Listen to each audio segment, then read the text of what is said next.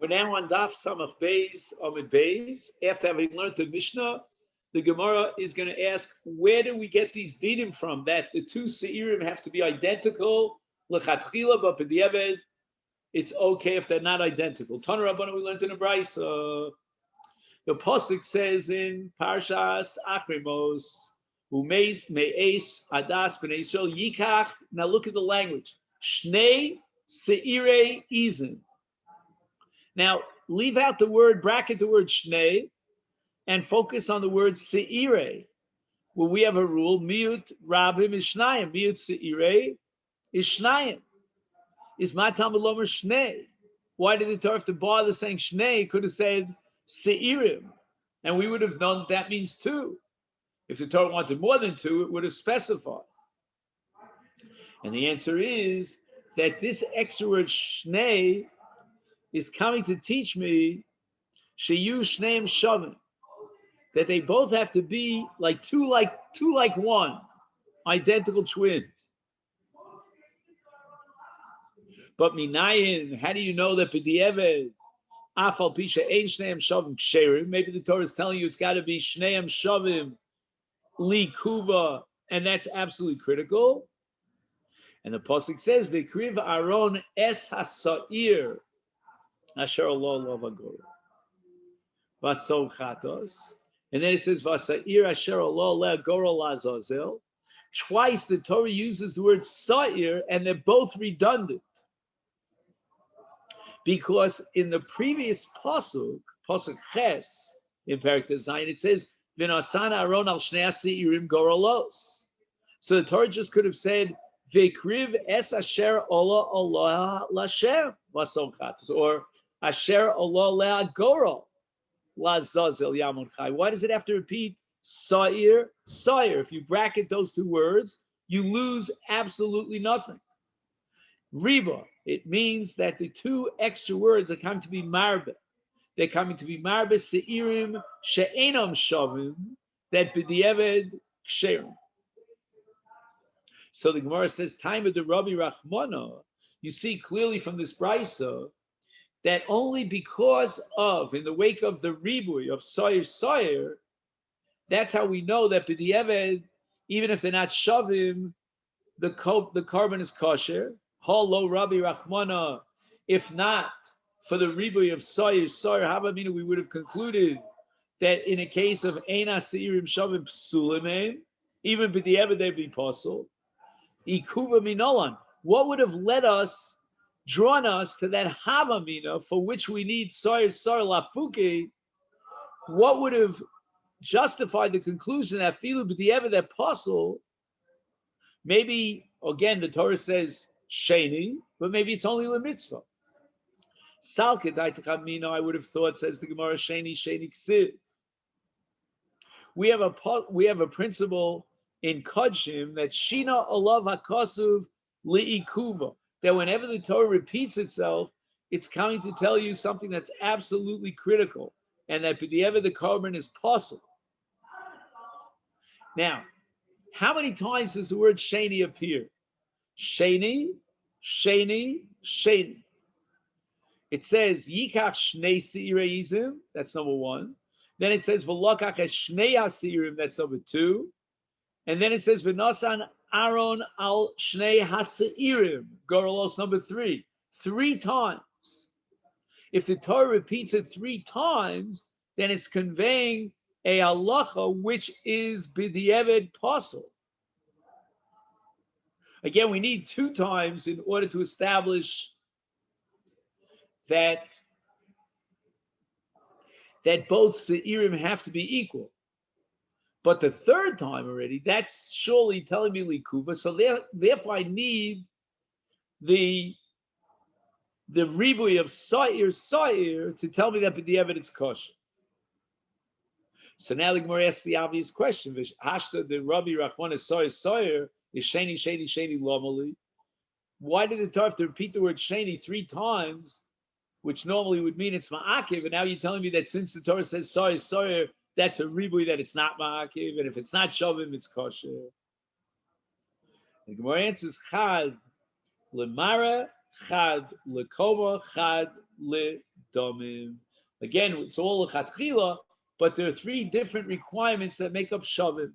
To what extent, or how does the twin dimension of these seirim manifest itself? In three ways: in koma, in domim, in mara, koma, and domim. So that's the three words shem.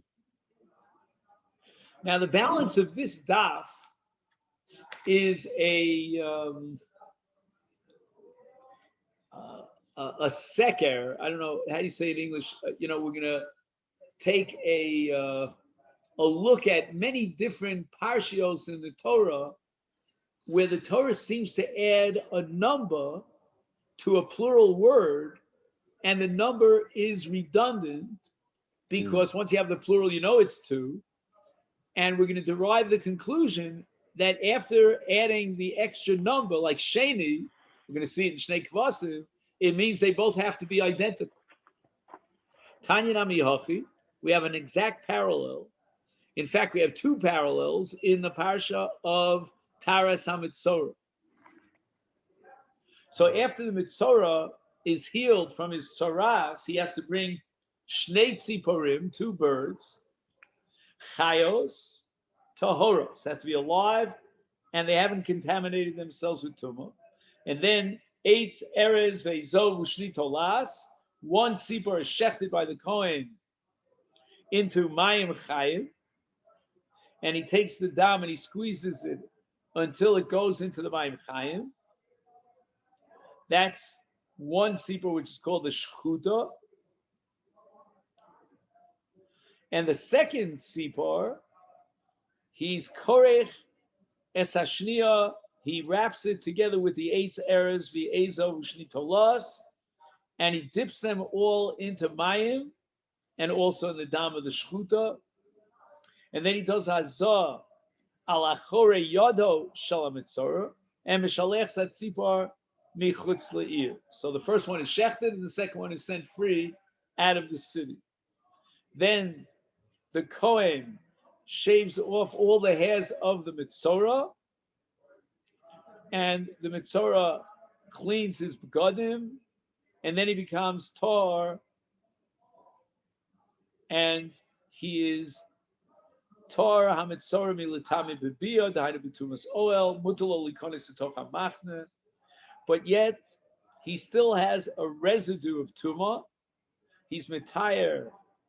He would be mitame odom v'kelim b'magav v'lo b'masa. He has to count another 7 days, and on the 7th day he does a second giluach. The Kohen will once again shave his hair off.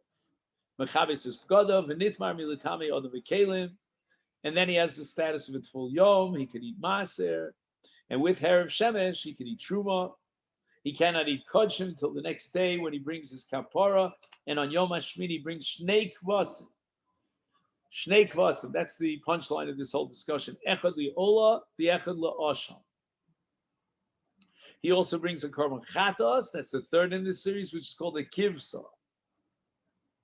Im ein yodom aseges, then he brings Shnei Torim, or Shnei B'nei Yona, one li'ola, one l'chatos, and a keves li'asham.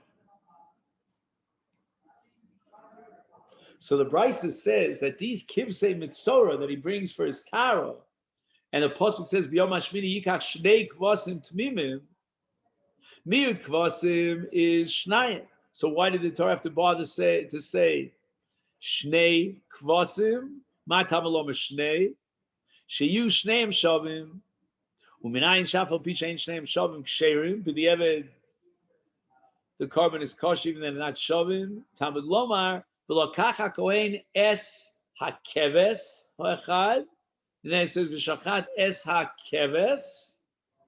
So twice the word keves is redundant. We don't need it in and of itself because it could have just said v'lakach es ha'echad v'shachat also. After all, the Torah itself is talking about the kvasim. Ella, but rather ribu. This is a ribu to tell you that even if they're not shavim, then b'di'eved eksherim. Once again, the Gemara is going to go through the same back and forth shakla v'tarya. Time of the Rabbi Rachmana, it's only because of the ribuy of keves that we know that b'di'eved the shnei kivsei mitzora are ksherim, even though they're not shavim. Hello, Rabbi Rachmana. If not for the special ribuy, havamina, we would have said psulim. Ikuva minola. What would lead you to that conclusion that if the two kvasim of the taras hamitzora are not exactly identical, that would passel the korban? Salka dait Rav Mina tiyeksiv. The Torah says tia Torah samitzora biyom Torah, and whenever it says the word tia, we interpret it as behavayaso tehei, which means do it exactly as it's outlined in the parsha. And anything that's written in the parsha is likuva, it's absolutely indispensable. So we would have derived that with regard to this parsha, since the Torah says shnei kvasim, which means that they both have to be shavim, we would apply the principle of tiyeh, behaviyaso tiyeh, and therefore we would have assumed that this requirement of shavim is even ma'akev, even b'di'eved. So we need that ribui. Ahashta the Rabbi Rachmana keves is tia lomali. So why did you need the word tia to tell me vavayaso tia mashma that everything in this parasha is likuva? And the Gemara answers l'shar havayaso shel mitzora, which means all the other requirements that we mentioned before, the eitz erez, the Azov, the Shnei Tolas, all these are ma'akev because the Torah says tia. Torah, zos tia Torah samitzora. Another example. The Tanya Nami, we have a similar drasha in another brisa with regard to the tzipore mitzora. Right? Until now we were talking about the kivsei, the carbon of kvasim. Now we're talking about the tzipore, one of which we said was shechted, the other was sent free. And the Torah tells us the lokach lamitayr shtei tzipor. So the Gemara says ki hai gavna. We have the same structure that we had until now. Why? Because mi tziporim shnayim. It says tziporim. That means minimum of two. And now you go ahead and you say shtei tziporim. You're just repeating yourself. Ma tamalom shtei. Shiyu shteim shavos. Uminayin shafal pishanim shavos ksheros b'di'eved. They would be ksheros. Tamid lomar. And now we're going to look for a ribui. And it says v'shachares hatzair hatzipora echas. And then it says es hatzipor hachaya. So these two words tzipor are totally superfluous. It could have said v'shachares ha'achas. That would have been fine. I mean, it already says v'lokach le'mentayr shtei tziporim. So it must be a reboot. So time on the Rabbi Rachmana lo Rabbi Rachmana psulos, I would have entertained the possibility that if these two birds are not identical, then that would torpedo the entire carbon. Ikuva minolan. What would have led me to such a havamina, to that position, that even b'di'eved, if we don't have two birds that are identical, then the carbon is possible. Some more answers. Salket, I mean, I would have thought tia ksiv. In the parsha it says tia, and that means bavayaso tehei, and everything in the parsha has to be followed meticulously, and it is indispensable. It's ma'akev. So now we need a special ribui that even if the tziporim are not shavim, nevertheless ksheros b'di'eved. Hashad the Rabbi Rachmana tia lomali. Why did the Torah bother with tia? Well, what do we need it for? The answer again, l'shar havayasol shel mitzora, that all the other requirements of taras hamitzora are in place. Now the Gemara asks a fascinating question. We know that there are two tmidim that are brought every day, Tovin shel shachar, Tovin shel ben arbayim, and ihachi, according to your logic, legavi tmidim nami nema. The pasuk says, kvasim b'nei shana tmimim shnayim layom ola tamid. Why do I need the word shnayim? It says kvasim. Miyut kvasim shnayim. Is matam aloma shnayim? Why does it have to spell out the word shnayim? Should we come to the conclusion, sheyu shneim shavim? Nowhere did we ever encounter any source that the two Tmidim, Shachar and Ben Arbayim, have to be shavim. And according to your drasha, we should have asked, Uminayin she'afal pi she'enim shavim, ein shneim shavim ksherim, b'diavad, tamalomar, es hakeves ha'echad, es hakeves ha'sheni. We have two words, kvasim, keves, that are superfluous. Riba. We could use as a riba to tell us b'diavad if the two kvasim are in shavim, then b'diavad it's okay. Ula mitzvah hachinami to be in on question mark, but at least, according to your methodological structure of drashos, we should require the mitzvah l'chatchila that the two tmidim shel shachat shebein arbaim should be identical. Lo yadanu v'lo matzanu.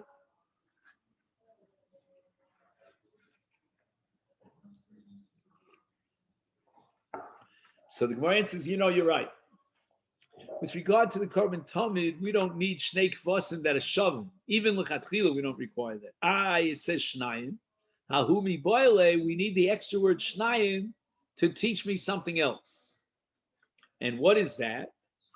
This is going to have to do with the location of the Tamid for both Shachar and Bein Arbayim, different locations where we do the Shechita.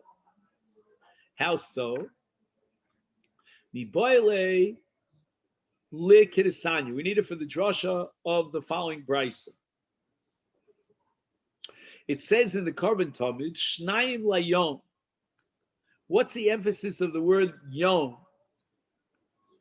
And we're going to derive the conclusion that the shechita of the Tmidim should be keneged hayom, which means to be done in a place in the Azara which is underneath the sun. When the sun rises and it's going to hit light, it's going to light up an area on the Azara. That's where the Korban Tamid should be shechted. That's the word layom.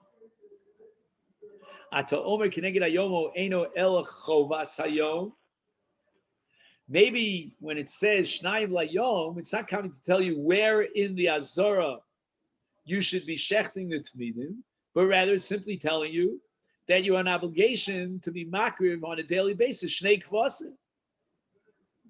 So the Brisa says, no, that's not a tenable position. Why?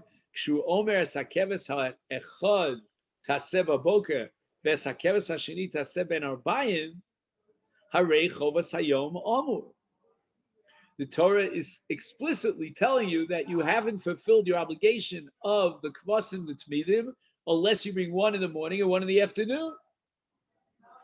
So now we get back to our original question. Ma ani makayim shnayim layom. So why did the Torah bother to say shnayim layom? We know that both of them have to be brought during the day. Keneged hayom means corresponding down here to the sun up there. Ketzad.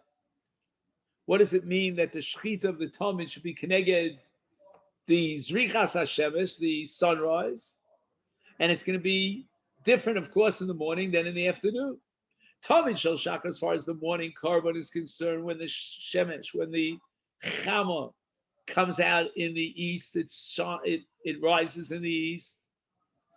Is then hayonishchat. Where should we pinpoint the exact location for the shechita of the korban Talmud shel shachar?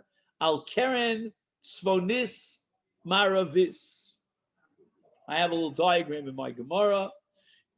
We call it the northwest. And this is the keren svonis maravis of the Mizbeach HaChitzon. In other words, we have to be marchik the korban, the Talmud shel shachar, a little bit towards the west, so that it will see the sunlight. The shochet, on the other hand, is standing b'tzvon HaMizbech. He's on the northern side, somewhere right near the western side of the Mizbech.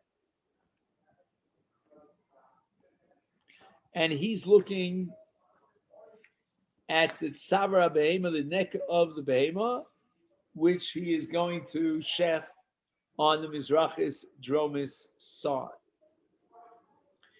Then the Brisa continues. It says, "Where was the shchita al tabas hashniya?" Right. So we have on the floor of the azora is made up of different rows, and the second row moving from the mizbeach is going to be the place where he's going to do this shchita of the tamshel ben arbayim on the tzvonis maravis side, and it's near the ma'irav of the mizbeach. Shel ben arbayim. How do we fulfill this requirement of Keneged Hayom in the afternoon? And the answer is that even though the sun is already on the western side of the horizon, nevertheless, during the Shechita, they moved away towards the east. Vayanishchat al kerem mizrachis tzfonis, the northern eastern side of the Mizbeach. We're talking about the Mizbeach HaChitzon. So the Shochet is now standing on the north of the Mizbeach, very close to the Mizrach of the Mizbeach. So that's what we call the northeast. And he's looking Ba'alaxon on an angle, a diagonal, towards the west.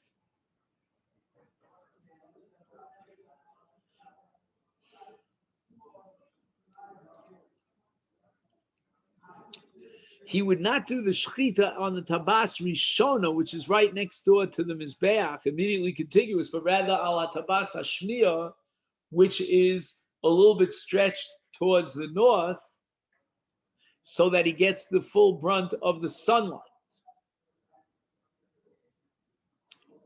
And now the Gemara concludes by telling us that Musafim shel Shabbos, the Torah says, Ubayom HaShabbos Shnei Kvasim B'nei Shana, is Vadai Tzrichim Shiu Shneim Shavim. That the two Kvasim of the Korban Musaf of Shabbos have to certainly be, L'chatchila at least, Shavim.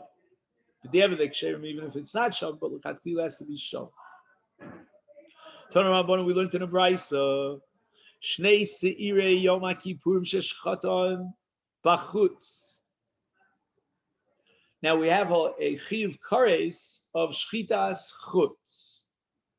And he took both Seirim and he shechted them Bachutz. If you'd ask me, I would say intuitively, he's not Chayav for the Sorel Azazel, because the Sorel Azazel was, in any event, was not going to be brought on the Mizbeach. However, Berzon Svara on the side, the Brisa says the opposite. The Brisa says, Ad shelo higrilu aleim, if they haven't yet done the lottery and they haven't designated which one is Lashem and which Sarah is Lazazel, chayav al kol echad mishneim. He's chayav kares for each one of the seirim that he shechted bachutz. However, misha higril aleim, if he shechted them after the hagrola, and now we've already clarified and established which one is Lashem and which one is Lazazel, is Chayav al shel Shem upoter al shel Azazel. So it's really almost paradoxical. I don't know if I could use the term counterintuitive here, because before the Agrola, you're telling me he's Chayav for both of them, which is very strange. He hasn't yet designated which one is Lashem. Neither of them had the designation Lashem. If it's after the Agrol, then I understand he's Chayav Kares on their Shel Shem, because Shchutei Chutz means that which is royally Karev Bifnim, it's suitable for the Hakrova, and now you took it outside of the Azara, that's called Shchutei Chutz.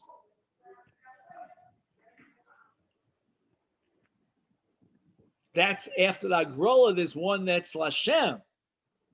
But before the Agrola, which one is Lashem, which one is Azaza? We don't know. It hasn't been established. And now he's chai for both of them under the law of Shchutei Chutz.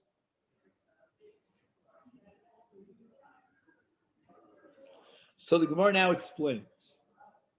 Why? Because Shchutei Chutz applies to that which is quote unquote royally karev bifnim. How do we know this? The pasuk says Vayikra Yud Zayin ve'el Pesach o el Moed lo hevio. It means that he could have brought it le Pesach o Moed, and instead he shechted it outside the Azara. And these se'iru l'may chazi. I mean, what korban are they fit for? You can't be makriv either of them bifnim because he hasn't yet done nagrola. Rav Chisda over roy l'soyer hanasa b'chutz. It's roy for hakrav l'shem chatos. For example, the musaf of Yoma Kippurim, which is brought on the mizbeach hachitzon. So we have what's called roy likarev, and therefore he's chai for shchutei chutz. Interesting. He hasn't yet even designated it, but it's royally karev. Umayshna l'soyer hanasa b'fnim delo. When we talk about the soyer hanasa b'fnim, then it's not considered roy.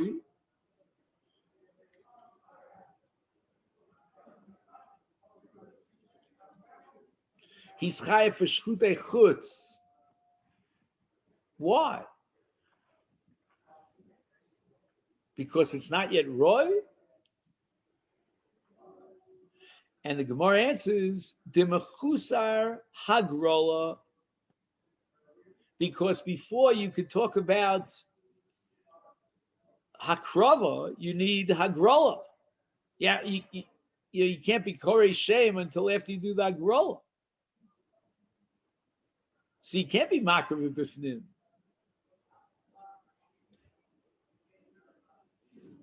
So if that be the case with regard to soyer anasa b'fnim, if there's no shchutei chutz, is la soyer anasa b'chutz nami lo chazu. Demechosrei avodas hayom. So these are not roy lePesach ol Moed,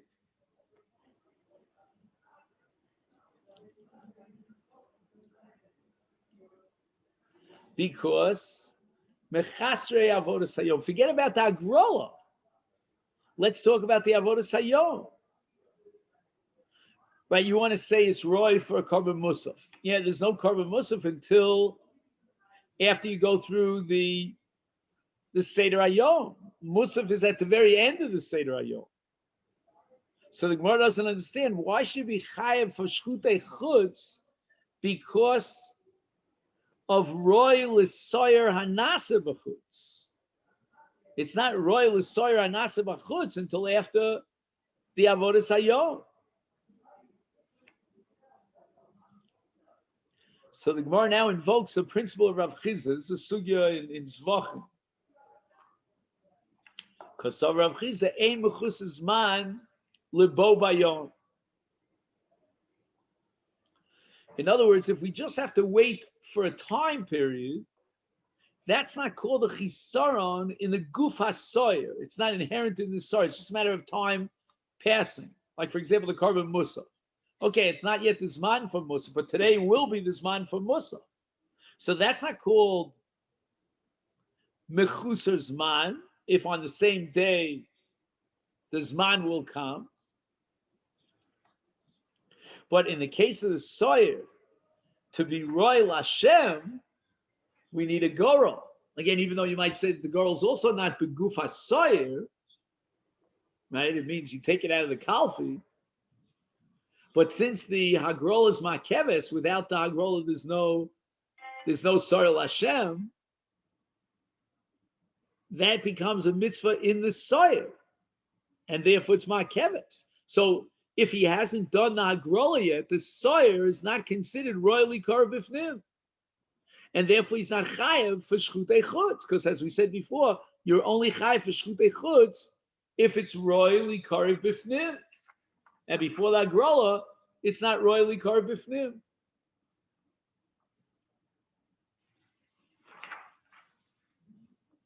And the Gemara now concludes based on Rav Chizda, Omer Avina Hashta the Omer Rav Chizda Mechusar Agrola Ki Mechusar Maisa Dami,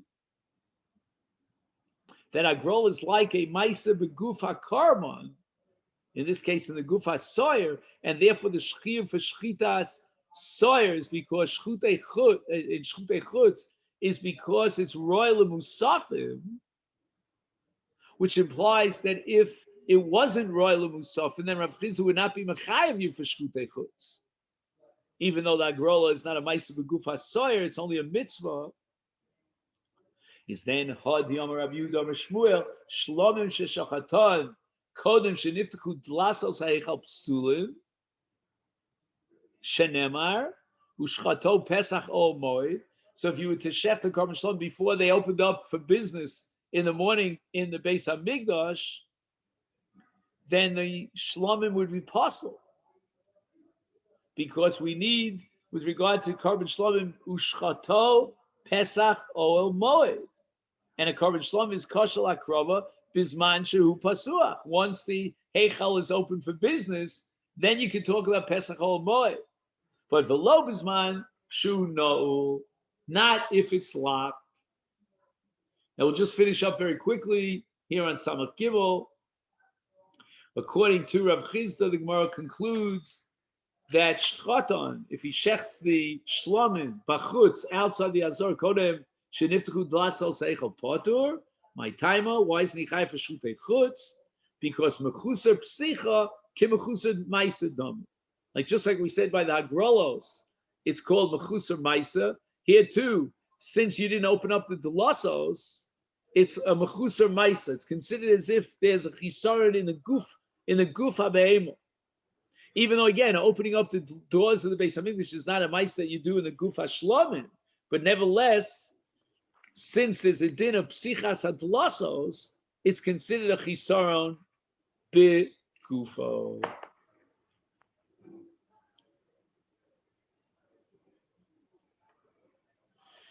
Okay, then. Oh yeah, we'll very stop nice. here. Okay. Thank you so much. Yeah, thank you, everyone.